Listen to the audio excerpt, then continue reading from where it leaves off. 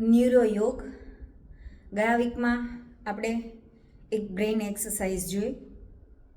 આજે આપણે બીજી એક્સરસાઇઝ જોઈશું જે બ્રેઇન માટેની હોય છે.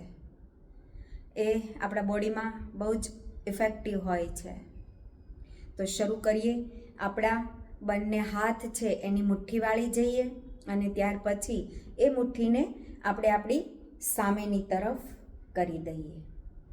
એકદમ ધીમે ધીમે આ એક્સરસાઇઝ કરવાની છે જેથી કરીને આપણાથી ભૂલ ન થાય. શરૂમાં તો ભૂલ થવાની જ છે, પરંતુ આપણે યાદ રાખીશું કે એકદમ ધીમે ધીમે કરીએ. તો આ પહેલાં શરૂઆત કરીએ કે આપણા ડાબા હાથનો અંગૂઠો ખોલીએ, જમણા હાથની આપણે ટચલી આંગળી ખોલીએ. એ જ રીતે એને બંધ કરી દઈએ, જમણા હાથનો અંગૂઠો ખોલીએ અને ડાબા હાથની ટચલી આંગળી ખોલીએ. એકદમ ધીરે ધીરે બંધ કરી દઈએ. ડાબા હાથનો અંગૂઠો, જમણા હાથની ટચલી આંગળી બંધ કરી દઈએ. જમણા હાથનો અંગૂઠો, ડાબા હાથની ટચલી આંગળી.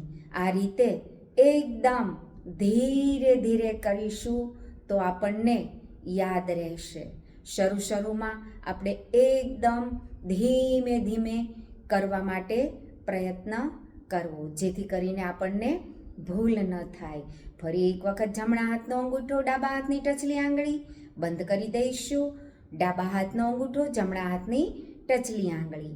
આ એક્સરસાઇઝ એકદમ ધીરે ધીરે કરવી જેથી કરીને શરૂઆતમાં આપણને ભૂલ ન થાય અને ત્યાર પછી જ્યારે આપણે બરાબર શીખી જઈએ ત્યારે આપણે એકદમ ફાસ્ટ કરી શકીશું.